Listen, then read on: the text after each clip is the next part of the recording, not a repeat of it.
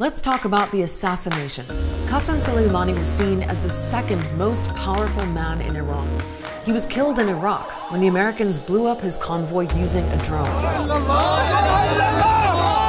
This is the equivalent of the Iranians assassinating the U.S. Secretary of Defense. Iran is promising revenge. خطای استراتژیک کردن. ما خواهند دید که روزهای سخت‌تری پیش روی اونها خواهد. So who was Major General Qasem Soleimani? Why is there talk of a possible war between Iran and the U.S.? And was the attack even legal?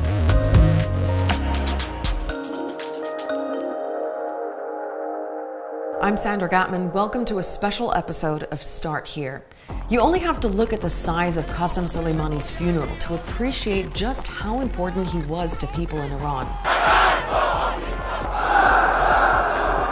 Soleimani was the leader of Iran's powerful Quds Force.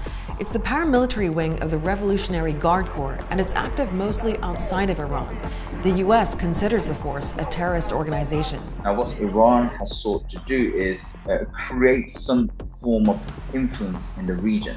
Now, they've managed to do that in Yemen, in Lebanon, in Iraq, and in Syria. And Al-Quds Force has been credited with establishing that. He was credited with fighting off ISIS and protecting Iran's borders. It was felt that if he had not made that intervention, then ISIS would have taken over large swathes of Iraq. The administrations of George W. Bush and Barack Obama both considered assassinating Soleimani. Both rejected the option as too risky. Trump, though, pulled the trigger. Last Friday, Soleimani landed in Iraq at Baghdad airport. He was with an Iraqi paramilitary commander named Abu Mahdi al-Muhandis and other Iraqi officials.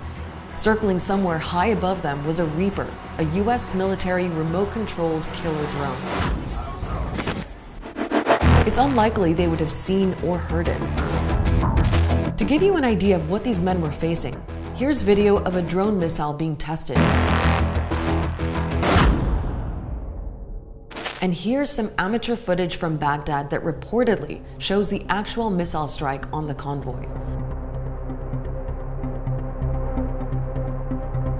They probably died instantly. Trump did not inform Congress about these plans to kill Soleimani in advance. This is very common for the Pentagon to present multiple military options to presidents in times of crisis. The Pentagon did not think, allegedly, that Trump was going to select that option, but that is exactly what he did. So why strike now? The Trump administration says there was an imminent threat. It's the only time an American president is allowed to order a military strike on another country without congressional approval. We took action last night to stop a war. We did not take action to start a war. Under US law, Trump had 48 hours to explain himself to Congress in writing, and he did in a classified letter. But House Speaker Nancy Pelosi says it raises more questions than answers. Democrats basically saying, what is the evidence that you have? What is that intelligence? And so far, the Trump administration is not wanting to release that publicly. The assassination of Qasem Soleimani didn't just come out of nowhere. The US and Iran have been at each other for a while now, starting with Trump's decision in 2018 to pull out of the Iran nuclear deal. That led to the reimposition of US sanctions designed to cripple Iran's economy, and Iran retaliated by resuming uranium enrichment. And ever since then, there's been trouble in the Gulf region. Iran was blamed for attacks on oil tankers.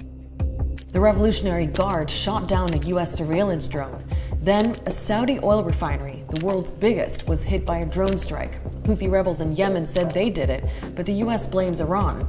At the end of December, the Americans bombed targets in Iraq and Syria, killing 25 militia fighters linked to Iran.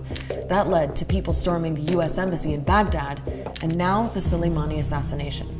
The fallout from the assassination has been immediate. The US is urging Americans to leave Iraq immediately and is sending extra troops to the region in case of reprisal attacks. أنه من مصلحة العراق والولايات المتحدة في ظل هذه الظروف إنهاء هذا التواجد. Iran announcing it has no limits to its nuclear activities. Now, ever since the attack, there's been speculation that Soleimani's death could lead to war between the US and Iran.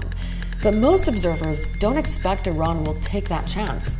The Iranian side is very clear that their conventional military power is dwarfed by that of the US, Israel, and other regional allies of the US in the region. But Iran has proven itself to be incredibly sophisticated at asymmetric warfare, at cyber attacks. Right after Soleimani was killed, the Americans were talking about de-escalating the situation.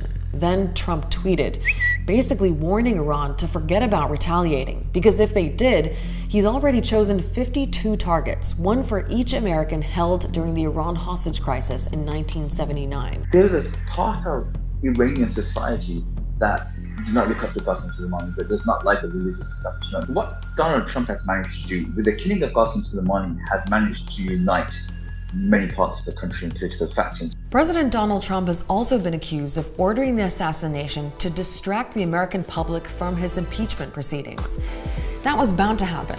But whatever the motivation, Donald Trump's decision to kill Soleimani has people around the world feeling a little less safe. This story is moving fast, and there's a lot more context and history to Iranian and Iraqi relations with the US to get into. So have a look at AlJazeera.com. It's got all the updates and lots of in-depth analysis as well. See you next week.